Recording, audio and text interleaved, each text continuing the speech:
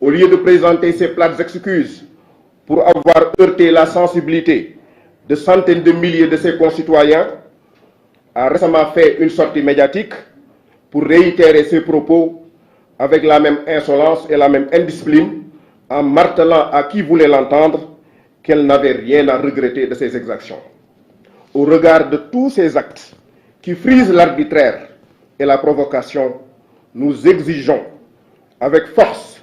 que ces milliers de plaintes déposées par d'honnêtes hommes, par d'honnêtes citoyens, soient traitées avec toute la rigueur, la diligence et le sérieux requis. Au nom de quoi les honorables députés Massata Samb et Mamadou Niang ont été arrêtés, jugés et envoyés en prison pendant que Amy Ndiaye, l'insulteuse de l'hémicycle et l'instigatrice des incidents malheureux de l'Assemblée, continue à vaquer impunément à ses occupations, et ce, malgré les milliers de plaintes qui l'ont visé pour les forfaitures susmentionnées. Nous dénonçons fermement cette justice à double vitesse et condamnons avec la dernière énergie cette manière sélective de traiter les dossiers judiciaires. Certes, nos avocats en charge du dossier vont accélérer et intensifier la bataille juridique et useront de toutes les voies de recours pour obtenir gain de cause. Mais si rien n'est fait, rien ni personne ne pourra interdire aux disciples d'apporter une riposte ferme à la mesure des provocations et de l'effronterie de la dame. À eux de voir, soit ils le règlent, soit nous réglons le problème à notre manière. La coupe n'est que pleine, avec ces interminables actes de provocation, et on ne va plus laisser faire. Au-delà de l'affaire Amy Ndiaye, le Daïratul Moustarchidine wal Moustarchidat appelle les forces vives de notre pays à un sursaut national pour barrer la route aux dérives particulièrement dangereuses notées depuis un certain temps et qui sont la résultante de manœuvres récurrentes et d'une volonté manifeste de vassalisation de l'institution judiciaire et de son instrumentalisation conformément aux desiderata du régime en place. Aucun leader d'opinion, qu'il soit religieux, politique, acteur culturel ou membre de la société civile, n'a le droit de garder le silence face à cette situation, car se taire, c'est cautionner. La tension politique ambiante qui traverse le pays et électrise son climat social interpelle tout le monde. Tous ceux qui sont épris de justice doivent faire bloc pour éviter à notre chère patrie tout risque de sombrer dans les abysses de l'incertitude. Nous, responsables et membres du Daïra, profitons de l'occasion pour réitérer et renouveler aux responsables moraux tout notre engagement et notre soutien sans faille pour le combat infatigable qu'il a toujours mené au service de la nation. Toujours du côté du peuple, jamais avec les bourreaux, toujours avec les opprimés, jamais du côté de l'oppresseur. Serigne Moustapha a toujours rempli sa mission et assumé ses responsabilités devant l'histoire. Aujourd'hui, plus que jamais, il reste debout et ses paroles d'hier retentissent encore dans la conscience des gens avertis. Nous devons éviter, je le cite, nous devons éviter de faire de la politique une cosmétique qui maquille seulement les indésirables de la nation, car le jeu d'apparence est quasiment nul. À un moment, la comédie atteindra ses limites pour se heurter à la réalité. À bon entendeur, salut.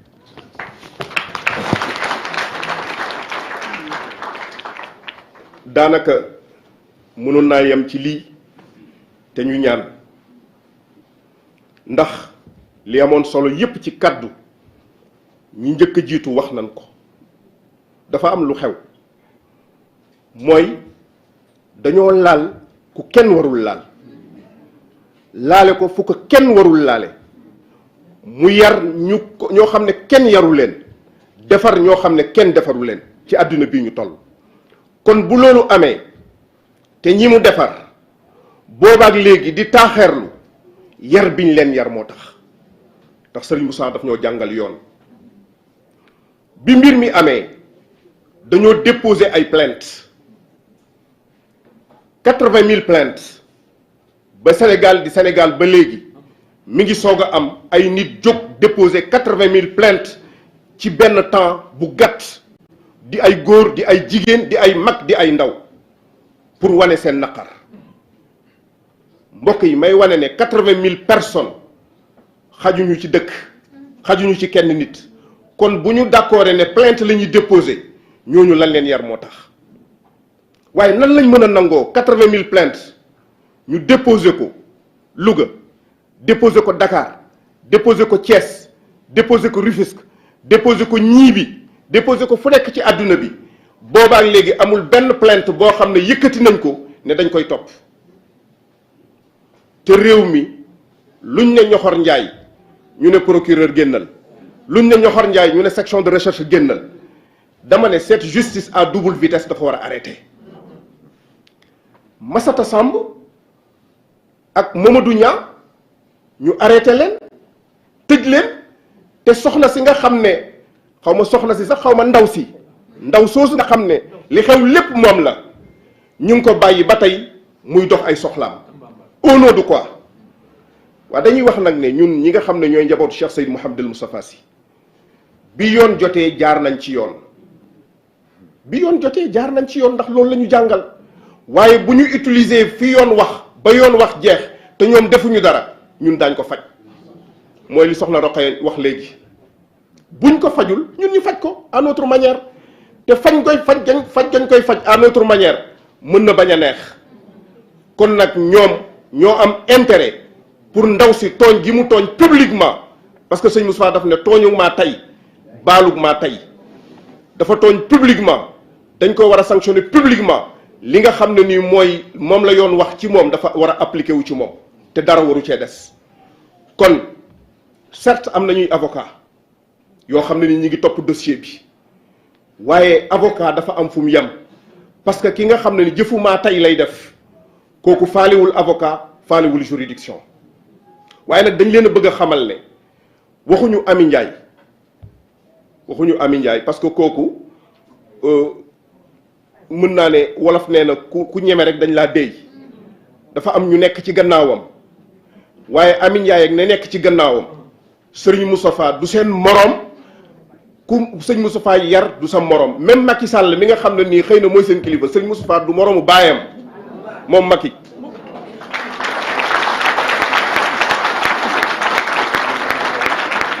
sëriñ Moustapha du moroomu baayam du moroomu baayu kenn ci ñoom il faut que ça cesse il faut que mu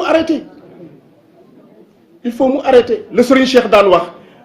bu ñu waxee mu ne ay Abdou Diouf ak yi mu ne ba may jëflante ak Senghor ak général de Gaulle ñii mu ne ñii ay mbuucaa mbuuj lan mais Macky Sall mbuucaa mbuuj la ci kanamu sëriñ Moustapha ñi sëriñ Moustapha jàkkaar lool te sëriñ Ndiaye wax na ko léegi en son temps def leen face dóor ay coup de semonce parti socialiste bi fi nekkoon parti unique ba daaneel ko Abdou Diouf daw génn réew mi dem ñooñu duñ moroomu kii fi nekk kon nag nañ arrêté parce que sëñ Moussa nee na koo ne duma ko topp fa ngeen jëm dafa soriwul président Lamine Gueye dafa wax Serigne Cheikh benn bés ne ko damaa wax Senghor ne ko Tidiane lii mu liggéey ci sa wàll réew mu ko def bëtam waratu faa xonq waaye ma ne Serigne Moustapha Sy li mu liggéey ci Sénégal réew mu ko nit liggéey da ngaa mériter les honneurs de la nation et de la patrie waaye mérité woo ñu lay manquer de respect surtout ñu koy defee à l'hémicycle kon aujourd'hui plus que jamais bu ngeen gisee ñi fi teew te ñi fi teew ay ndaw lañu ay góor lañ ay jigéen lañu bëggu ci dara ci seen dund jaay nañ ko ba pare kon nag pare nañu ñoom nag ñoo ci des la balle est dans leur camp nañu joxe suite suñu ay dossiers judiciaires ñu traduire Ami Ndiaye devant les juridictions teg ko daan yi ñu ko war a teg sinon taalibe yi njaboot gi daan jóg fajal seen bopp noonu rek la toll parce que it am na langage boo xam ne nii jarul ñu koy raaj tey ñëwuñu pour xutba wala conférence wala tari ay aaya dañoo ñëwoon pour wax suñ farata ji wax nañ ko et j'espère que duggul ci nopp ku tëx réew mi nag Serigne Ndiaye wax na ko léegi léeg-léeg sax nga dégg ku naan na kilifa diine yi wax ma ne ban kilifa diine ban kilifa diine ban kilifa diine ki nga xam ne nii dundam gépp da koo tayle pour réewam moom lañ wax ci texte français bi ci peuple bi rek la mës a bokk musul nekk ci beneen côté ñi ngi noot toujours moo leen di dimbale mais musul ànd ak kiy noot lu mu am def ko ci réew mi jàngale na yar na orienté na xeex na taxaw na kooku buñ naan na kilifa diine yi wax defe naa ni kooku bokk ci moo tax ban kilifa diine lañ war a wax kon nag li am ba des mooy Serigne Moustapha ci réew mii di Sénégal jàmm la fiy am dañ ko fiy ormal dañ ko fiy teral ndax moo ko liggéey moo ko mérité loolu day am de gré ou de force de gré ou de force loolu dafay am kon nag su ko defee kàddu yooyu mooy li nga xam ne nii moom lañ doon yëkkati pour di ko wax au nom de tout le monde ñu xame ko noonu déggee ko noonu su fekkee ne nii mat na alhamdulilah su matulit sama matadi la mais li ci xol yi ak li ci xel yi ak li ci yéene yi ëpp na loolu amuñu kudul moom dégluwuñu kudul moom toppuñu kudul moom parce que réew mii ñu nekk di Sénégal réew mii ñu nekk di Sénégal li fi gën a jafe actuellement mooy kilifa gu crédible crédibilité amatu fi kilifa boo waxee booy wax muy dañ doo jël sa responsabilité devant l'histoire lu ñëw jënd la sa waxu démb bokk ak sa waxu tey sa crédibilité anamu moom rek lañ fi gis waxuñu permanence waxuñu constance mais permanence il est permanent démbam ba tey dara changé wu ci ku mel noonu nag kenn du ko am ci réew ñuy bàyyi ay golo ak i kañe ñuy jóg naan dañ koy këll-këlle kenn du ko fi nangu kon nag maam kàddu yooyu lañ ne woon la ñuy wax di jéggalu ñëpp nag di remercier encore une fois la presse di leen jox rendez-vous très prochainement parce que lii duñ ko bàyyi dañ koy topp ba mu sës ndax ci réew mi lañ dëkk nag ci réew mi lañ dëkk bokk ci Serigne Moustapha def fi lu fi kenn deful kon duñ nangu ñuy bafouer suñu ay droit wala ñu koy violer ñuy toog di seetaan loolu du fi amee daanaka am na ku daan benn kilifa bu daan wax naan yàlla ñu yàlla musal ci fekkee ju ñu roog wuute fekkee ju ñu roog wuute yàlla ñu ci yàlla musal kon nag ñun njaboot yi yàlla ñu yàlla musal ci fekkee ju ñu roog wuute te incha allah defe naa ni duñ ko def ci kàttun yàlla wasalaamaaleykum wa rahmatullahi taala wa barakaatu.